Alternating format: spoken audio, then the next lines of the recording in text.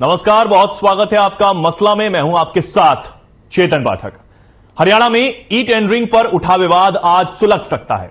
सरकार सरपंचों से सुन सकती है या सरपंच अपनी हट छोड़कर कोई बीच का रास्ता निकालने के लिए मान सकते हैं। लेकिन आपको बता दें कि पहले भी सरपंचों के साथ बैठक हो चुकी है, लेकिन बेनतीजा निकली थी। वहीं आज फिर से बैठक के बाद सरपंच सीएम मनोहर लाल से बात कर रहे हैं। जानकारी के लिए आपको बता दें कि हरियाणा में ई टेंडरिंग को लेकर सरपंचों और सरकार के बीच लंबे समय से विवाद जारी है। इसको लेकर आज सरपंच एसोसिएशन के पदाधिकारी मुख्यमंत्री मनोहर लाल से मुलाकात कर रहे हैं। संभावना जताई जा रही है कि आज सरकार की तरफ से मामला सुलझा दिया जाएगा। वहीं अगर आज भी इस विवाद को लेकर कोई हल नहीं निकलता है तो सरपंचों ने पहले ही 11 मार्च को सीएम आवास का घेराव करने की धमकी दे दी है। साथ ही सरपंचों का कहना है कि गांवों में हरियाणा सरकार के नेताओं का प्रवेश भी बंद कर दिया जाएगा। फिलहाल ये तो बैठक के बाद ही पता चल पाएगा कि क्या कुछ हल निकलता है या फिर कोई बीच का रास्ता ही निकल पाता है या फिर ये जो बैठक है वो बेनतीजा होती है। इस मुद्दे पर चर्चा के लिए आज हमारे साथ कुछ खास मेहमान भी जुड़े हैं।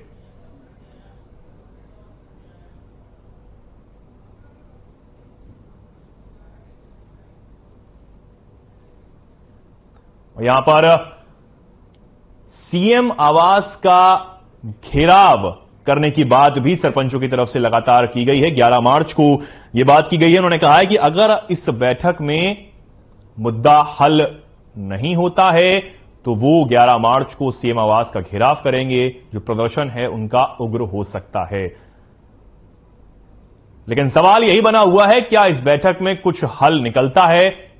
क्या सरकार सरपंचों की मांगों को मानती है या फिर सरपंच कोई बीच का रास्ता निकालने के लिए मान जाते हैं?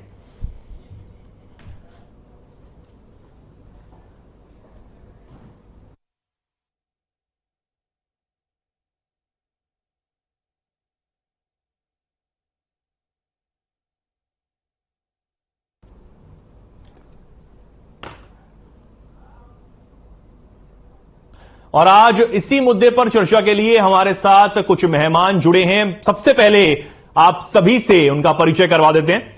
सत्यव्रत शास्त्री, प्रवक्ता बीजेपी, हमारे साथ जुड़े हैं। विजय कौशिक, प्रवक्ता कांग्रेस, रिंपल सोही, प्रवक्ता जेजेपी, हमारे साथ जुड़ी हैं। सभी का स्वागत है।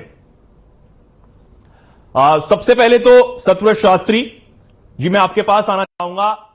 बैठक चल रही है, सरपंच पहुंचे हुए हैं, सीएम भी बैठक में मौजूद हैं।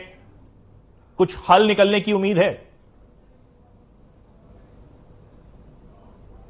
मेरी जानकारी के अनुसार भी चाहे देर रात हो, लेकिन बैठक की समाप्ति पर सामूहिक घोषणा माननीय मुख्यमंत्री जी के साथ हरियाणा के नवनिर्वाचित सरपंच इस बात के लिए खुश होंगे कि सरकार ने जिस प्रकार का हमारा गतिरोध था, सही समझ की बात थी या कुछ आवश्यकता पूर्ति की बात थी।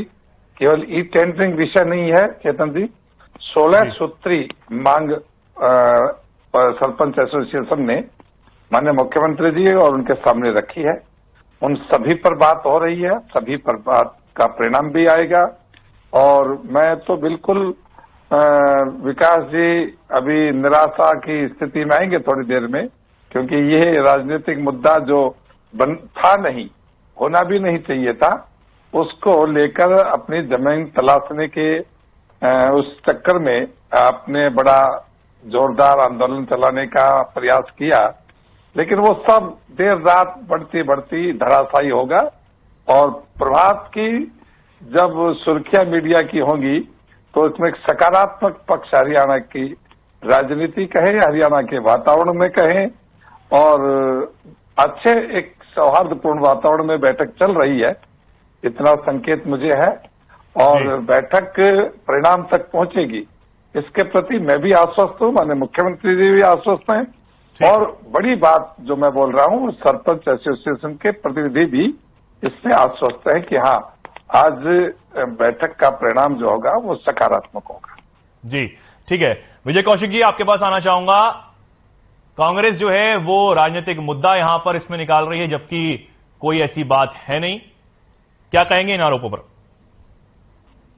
कि भाजपा के पास तो कहने के लिए तो कुछ है नहीं, क्योंकि इनकी नाकामियां इतनी ज्यादा है, किस किस नाकामी को ये छुपाएंगे। क्या हरियाणा में आप एक पत्रकार होने के नाते ये समझ सकते हैं कि हरियाणा में हमारे पास कोई है? यहाँ की कानून व्यवस्था को लेकर पूरे देश भर में उंगलियां उठ रही हैं। यहाँ के विकास को लेकर पूरे देश में इनकी सरकार द्वारा, नीति आयोग द्वारा उंगली उठाई जा रही है कि हमारी क्या पोजीशन है। मैं ये कह रहा हूँ, कोई क्षेत्र ऐसा नहीं है कहीं पर ये जो जगह जगह कूड़ा डाल रहे हैं, भूमिगत जल को जहरीला कर रहे हैं, उसको लेकर ग्रामीण आवाज उठा रहे हैं, तो कहीं पर गायों को लेकर मुद्दा चल रहा है। मतलब पूरे हरियाणा में एक ऐसी अशांति इन्होंने शुरू कर रखी है कि बस क्यों जनता विकास तो भूल जाए, विकास की बात ना करे, इनकी सरकार के घोटालों की बात ना करे, उलझी रहे। बस भाजपा का एक यही धंधा है, बगल में छुरी मुंह में राम राम, और जनता का ध्यान भटकाने के लिए कहीं ना कहीं लड़ाते रहेंगे। चाहे आप ये देख लीजिए ना, कृषि बिलों का मामला क्यों ना हो, सरकार ने कमेटी बनाई थी, इनसे जरा पूछेगा क्या असर है उस कमेटी का, उसमें कौन कौन लोग लिख गए थे, क्या हुआ। ये जो बातचीत का ड्रामेबाजी है, ये बंद होनी चाहिए। सबसे पहली बात, जो सरकार चुने हुए सरपंचों पर इतना भी भरोसा नहीं कर सकती थी कि भाई उनके द्वारा विकास कार्य हों, वो सारी सिस्टम, सारी ताकत अपने हाथ में लेकर और हरियाणा को भ्रष्टाचार की आग में पूरी तरह से झोंकना चाहती थी, उन पर बात नहीं करेंगे। अब ये है कि भी ये कह रहे हैं कि भी ठीक है, हम उन्हें बहला लेंगे, फुसला लेंगे। अरे भाई, बहला लीजिए, फुसला लीजिए, हमने कब रोका है? हमारे पास मुद्दों की कमी है क्या? जनता आपकी हकीकत जानती है। ठीक है विजय जी, ठीक है। हर मोर्चे पर डिंपल जी, मैं आपके पास आना चाहूंगा। कांग्रेस कह रही है कि उनके पास मुद्दों की कोई कमी नहीं है। आपको क्या लगता है कि आज जो बैठक हो रही है, कुछ हल सकारात्मक निकल पाएगा? पहले दिन से ही करते आ रहे हैं, हमारे से यही कहते आ रहे हैं कि हमें उम्मीद है, हमें इनफैक्ट सिर्फ उम्मीद नहीं, हमें पूरी उम्मीद है, हम पॉजिटिव हैं इस बात को लेके कि जब बैठक होगी उसके सकारात्मक नतीजे निकलेंगे। इस बात को लेके पहले दिन से चाहे डिप्टी सीएम दुष्यंत चौटाला जी हों, चाहे डॉक्टर अजय सिंह चौटाला हों, हमारे अध्यक्ष, पहले दिन से यही कहते आ रहे हैं कि मीटिंग से ही हल निकलेगा और मीटिंग के सकारात्मक नतीजे निकलेंगे। लेकिन डिंपल जी, बैठकें तो बहुत हो गई हैं, अब तक तो कोई हल निकल नहीं पाया, हालांकि अभी बैठक चल रही है। जी, मैं वही कह रही हूँ कि सीएम श्री मनोहर लाल जी के साथ ये सरपंचों की जो बैठक है, उससे हमें पूरी उम्मीद है कि सकारात्मक नतीजे निकलेंगे। जी। और जहां तक रही कांग्रेस की बात, ये तो जहां कोई मुद्दा नहीं भी होता, ये वहां भी बना लेते हैं। इनके पास इसीलिए तो मुद्दों की कमी नहीं है। ये इनको कुछ मिले या ना मिले, ये उसका आपने कांग्रेस के प्रवक्ता की बस यही थोड़ी सी दिक्कत है कि ये बीच में जरूर बोलते हैं। देखिए, आपके पास अगर मुद्दों की कमी नहीं है तो रोज उठाइए ना। आप नहीं विजय जी, देखिए, आपको बोलने का मौका दिया गया, अब उनको बात पूरी कर लेनी है, फिर आपके पास मैं आता हूं। जी डिंपल जी। जी, मैं चेतन ये कह रही हूँ कि अगर इनके पास मुद्दों की कमी नहीं है तो ये किसी और आंदोलन के ऊपर पिलियन राइड क्यों करते हैं? खुद चलाए ना, ड्राइवर सीट पे बैठे, निकालें कोई, मगर इनके पास कोई मुद्दा नहीं है, कुछ नहीं मिलता है तो कोई और आंदोलन चलता है, उसके ऊपर पिलियन बैठ जाते हैं, वो जो स्कूटर के पीछे वाली सीट होती है, ये उनके लिए है। ये बस इतना ही काम करते हैं, उससे ज्यादा कुछ नहीं। अगर इनको लगता है कि ऐसी बातों से हरियाणा की जनता भ्रमित हो जाएगी तो ये इनकी गलती है। ठीक है विजय जी, बोलिए। जज्बा प्रवक्ता को ये शायद मालूम नहीं है कि हम विपक्ष में हैं। विपक्ष में होने के नाते हमारी जिम्मेवारी है कि इस सरकार से, इस भ्रष्ट सरकार से जनता का कोई भी वर्ग दुखी या परेशान है और वो आशा भरी निगाहों से संघर्ष के इस क्षेत्र में हमें देख रहा है, तो हमारा फर्ज है कि हम उनका साथ दें, हम उनकी मदद के लिए जाएं, हम उनके दुख दर्द के बारे में पूछें, और हमें लगता है कि वो सही है तो हम उनके साथ धरने पर भी बैठें। तो इसमें बुरा क्या है? रही बात महंगाई का मुद्दा है, दूसरे मुद्दे हैं, उनके खिलाफ कांग्रेस पार्टी लगातार, भाई दो तरह के मुद्दे होते हैं, सामूहिक मुद्दे और एक वर्ग विशेष से जुड़े हुए मुद्दे, चाहे रोडवेज बस चालकों की बात थी या नगर निगम से संबंधित घोटालों की बात थी या इस सरकार में जैसे शराब घोटाला हुआ था, उन सब मुद्दों को लेकर हमने सरकार को घेरा। उसके लिए हमें कितने बात की जरूरत पड़ी है बताइए। लेकिन अगर कल को जज्बा के कार्यकर्ता सड़कों पर होंगे कि उनके नेता ने धोखा दिया है, आए तो वो इस आधार पर थे कि भाजपा के खिलाफ रहेंगे, और आज सत्ता की में लाइफ आ रहे हैं, तो भाई हम तो जज्बा के कार्यकर्ताओं की मदद करेंगे। के बारे में मत बोलिए। आप अपनी पार्टी को एकजुट रख लीजिए, आप ऑपोजिशन का रोल अच्छे से निभा लीजिए, इतना बहुत है। ये पूरी देखिए, हाँ, ये रिपोर्ट है, ये एक इंडिपेंडेंट एजेंसी की रिपोर्ट है। आप कहीं तो मैं आपको फॉरवर्ड कर देती हूँ कि ऑपोजिशन के कांग्रेस फेल रही है। देखिए किसी की बात पूरी नहीं हो पाएगी। मैं आपको ये कहूंगा कि एक एक करके अपनी बात रखिए और सभी को बोलने का मौका यहां पर समय के साथ दिया जा रहा है। और अब जी हाँ विजय, जल्दी बात पूरी कीजिए ताकि हम आंसर ले सकें। जी विजय जी, जल्दी बात पूरी कीजिए आप। जी, मैं ये कहना चाहता हूं, विपक्ष में जो हमारी जिम्मेवारी है, हरियाणा के पूर्व मुख्यमंत्री चौधरी भूपेंद्र सिंह हुड्डा जी विधानसभा से लेकर तर्कों तक पूरी तरह से उस लड़ाई को लड़ रहे हैं। जहां सरपंचों के हक की बात है, अगर ये सरकार इन सरपंचों के हक नहीं देगी, कांग्रेस सरकार आने पर पहली ही कलम से सारे जो सरपंच हैं उनके जो हक हैं उनके वो बहाल किए जाएंगे, पहली कलम से ही। पहली बात। दूसरी बात, आज भी हम सरपंचों के साथ कंधे से कंधा मिलाकर खड़े हैं। उनके साथ कोई भी अन्याय होगा, हरियाणा कांग्रेस बिल्कुल बर्दाश्त नहीं करेगी, कांग्रेस का कोई भी कार्यकर्ता बर्दाश्त नहीं करेगा। और सरकार जो निरंकुशता बनाना चाहती है, देखिए ये जो कहते हैं कि जी हमने ऑनलाइन सब सिस्टम कर दिए, मैं कह रहा हूं आज भी इतना भ्रष्टाचार है इनके ऑनलाइन सिस्टम में, और देश भर में जहां जहां भाजपा इस ऑनलाइन सिस्टम की बात कर रही है, तो ये घोटालों से संबंधित मामला है जिसमें आज भी जबरदस्त घोटाला चल रहा है। उदाहरण के तौर पर गाजियाबाद में जो आपको याद हो छत गिरी थी शमशान घाट की, वो इसी तरीके से ऑनलाइन टेंडर था जिसमें सरकार का दावा था कि 0% भी रिश्वत नहीं ली गई। बाद में जहां से पता चला 30% तक रिश्वत उसमें खाई गई थी। तो इसी तरीके से हरियाणा में चल रहा है। तो ये लोग सिर्फ ये चाहते हैं कि जो चुने हुए जनप्रतिनिधि है तो बेचारे आत्महत्या कर लेने की जरूरत क्या है, क्योंकि सारा काम इनडायरेक्ट वे में सेंट्रलाइजेशन के नाम पर, ऑनलाइन के नाम पर सरकार संभाल ले और खूब जमकर भ्रष्टाचार करे। ठीक है, जवाब ले लेते हैं। सतव्रत जी, क्या कहना चाहेंगे आप इस पर? देखिए चेतन जी, विजय जी जिस ढंग से मुद्दों को उठाते हैं, मैं इनको सलाह दूंगा कि वो नई पीढ़ी से जुड़े। ये वो शायद किसी पॉलिटिशियन से ऐसे से जुड़े हुए हैं जो 60 की और 70 की दशक की राजनीति करते थे कि एक बात चला दो वो धीरे धीरे चल जाएगी। विजय जी चलती नहीं है, क्योंकि टेक्नोलॉजी का जमाना है, इतने सारे चैनल हो गए, उसके बाद सोशल मीडिया हो गया, उसके पास बाद में लोगों के पास अपने अपने अकाउंट से जानकारियां ले लेना बड़ा सामान्य काम हो गया है। और उससे किसी बात को लेकर आप 1 या 2 दिन तो भ्रम पैदा कर सकते हैं, लेकिन बहुत लॉन्ग टर्म नहीं चलता। विपक्ष की भूमिका, गाजियाबाद का वो उदाहरण दे रहे हैं कि गाजियाबाद मैं आ रहा हूं आज चेतन जी, किस देश में और किस देश के किस स्टेट में, किस जिले में ये टेंडरिंग की व्यवस्था नहीं है, और ऐसा कौन सा काम है जो ई टेंडर से नहीं होता हो। मैं दूसरी बार सुन रहा हूं विजय जी से कि गाजियाबाद का शमशान घाट ई टेंडर से हुआ था। अरे भाई विजय जी, सारे देश में टेंडर से ही काम हो रहे हैं और ई टेंडर से ही हो रहे हैं, लेकिन आपको कम से कम हरियाणा का तो कोई उदाहरण नहीं मिला।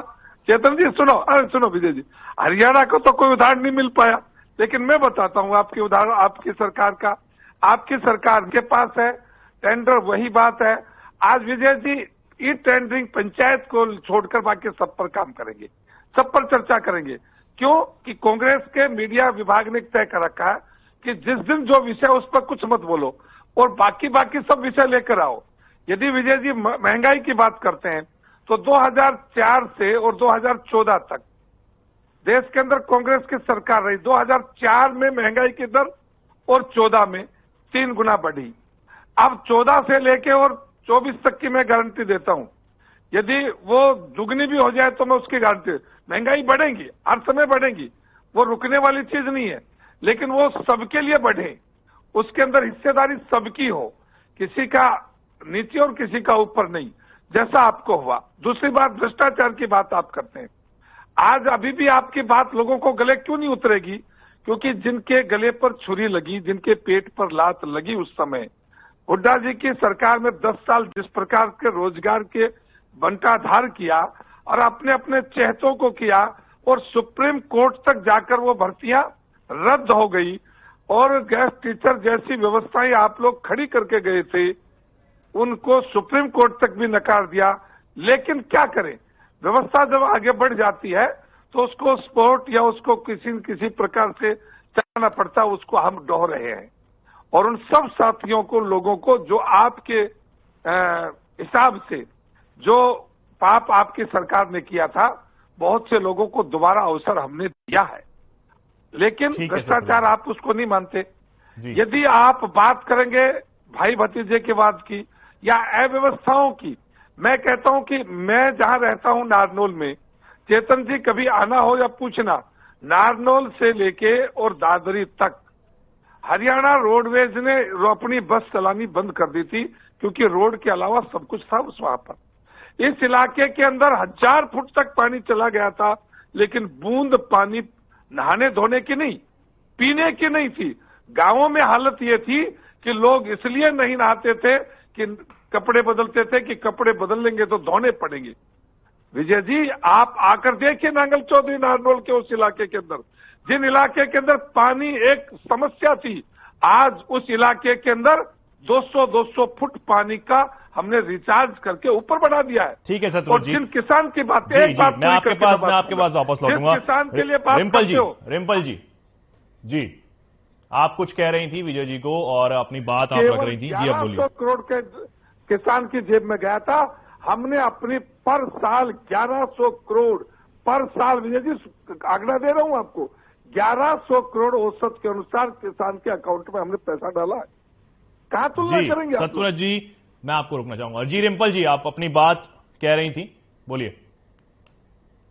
जी बात थी, एक कुछ दिन पहले एक कार्नेगी एंडाउमेंट है, एक फंड है कार्नेगी एंडाउमेंट करके, उसने एक स्टडी करी ऑपोजिशन की कि इंडिया में ऑपोजिशन के क्या हालात हैं।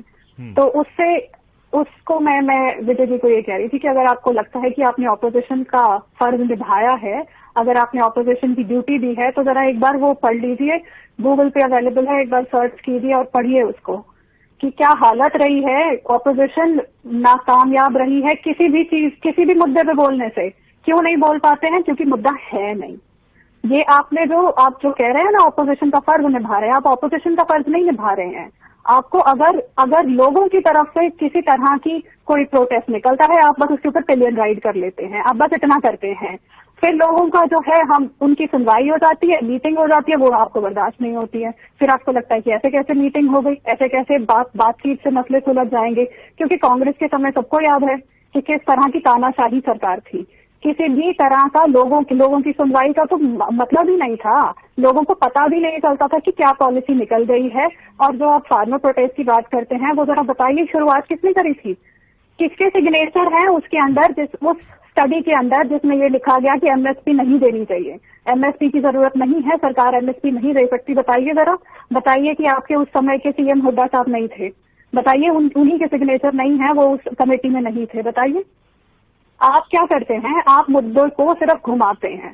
आपके पास क्योंकि मुद्दे हैं नहीं, आप सिर्फ मुद्दों को घुमाते हैं इधर से उधर, उनको किसी तरह से रिसाइकल करके नए उनको लिबास पहना के हमारे सामने पेश करते हैं। उससे ज्यादा आप कुछ नहीं करते हैं। आप अगर इतनी अच्छी आपकी ऑपोजिशन होती तो आप कुछ लेके आते। आप क्योंकि ऑपोजिशन क्यों नहीं है आपके पास? क्योंकि आपके पास मुद्दे नहीं है। मुद्दे क्यों नहीं है? क्योंकि सरकार अपना काम कर रही है, लोग इस सरकार से खुश हैं। और इसीलिए आपको ये दिक्कत है। सरकार से लोग खुश क्यों हैं, वो आपकी दिक्कत है।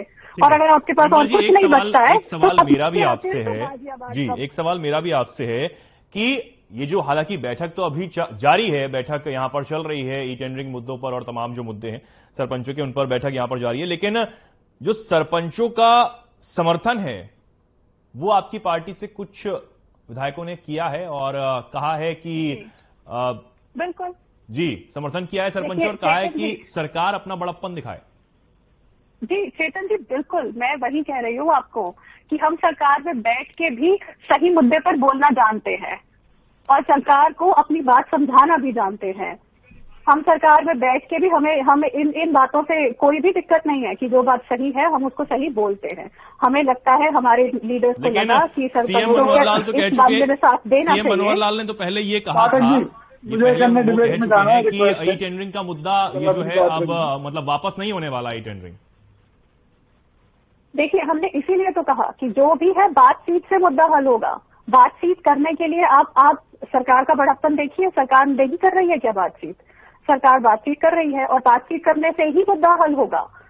जो कांग्रेस चाहती थी ना, हुआ ये कि इनकी सियासी रोटियां पकी नहीं उस मुद्दे पे, ये दिक्कत हो गई है। अब ये सब ये ऑपोजिशन जवाब उनके पास जी जवाब देने के लिए जी पाठक जी सुनिए मेरी बात। मैं आपके पास आना चाहूंगा। मेरे भाई ने जो कहा था, आपके पास मुद्दे नहीं है ये कहा गया है, और ब्रिज बनाने की जो बात अभी सत्यव्रत जी कह रहे थे कि उनके इलाके में जो ब्रिज है उनको गुजरना पड़ता है वहां से। जी पाठक जी, जो भाजपा प्रवक्ता ने कहा, पता नहीं मैं किस एज ग्रुप के लोगों के साथ बैठता हूं, मुझे ज्ञान नहीं है, तो मैं भाई साहब से एक रिक्वेस्ट करना चाहता हूं कि मोदी जी से पूछिएगा कि जब वो कोरोना भगाने के नाम पर ताली और थाली बजवा रहे थे तो ये कौन सा ज्ञान था मोदी जी का? पहली बात। दूसरी बात, हम मुद्दों की बात करते हैं। फरीदाबाद नगर निगम में हजारों करोड़ के घोटाले हुए, रिकवरी के नाम पर सरकार ने कुछ किया? मुकदमे दर्ज किए गए, केवल 1-2 निगम अधिकारियों को गिरफ्तार कर लिया गया, जबकि उसमें भाजपा नेताओं की संलिप्तता थी। भाजपा नेताओं की मर्जी के बगैर कैसे पैसा जो है ठेकेदार के खाते में जा सकता था? एक फाइनेंस कमेटी भी होती है नगर निगम में, याद होनी चाहिए। गुड़गांव नगर निगम में घोटाले सामने आते हैं।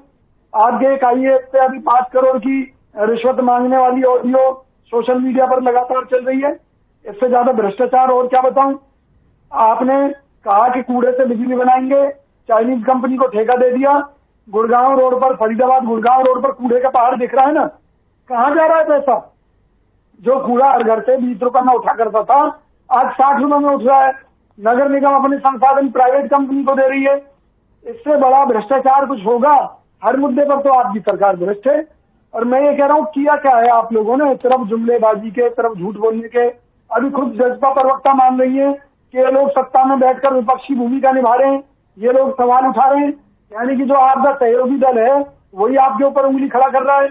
और मैं तो केवल एक चीज कहना चाहता हूं, वो ठीक है विजय जी, हुआ था। ठीक है विजय जी, मैं आपकी बात को यहीं रोकना चाहूंगा, समय का थोड़ा अभाव है। हालांकि बहुत धन्यवाद आप सभी का हमारे शो में आने के लिए और साथ ही साथ अपनी बातों को यहां पर रखने के लिए। लेकिन अब सवाल ये वही बना हुआ है कि बैठक यहां पर जारी है, क्या कुछ बैठक से निकलकर आता है? क्या सरपंच अपनी मांगों को लेकर अड़े रहते हैं या कोई बीच का रास्ता इस बैठक में निकलता है या फिर सरकार मानती है? जो कुछ भी होगा हम आप तक पहुंचाते रहेंगे। हालांकि यह बैठक जारी है, क्या कुछ निकलकर सामने आता है ये अब समय बताएगा।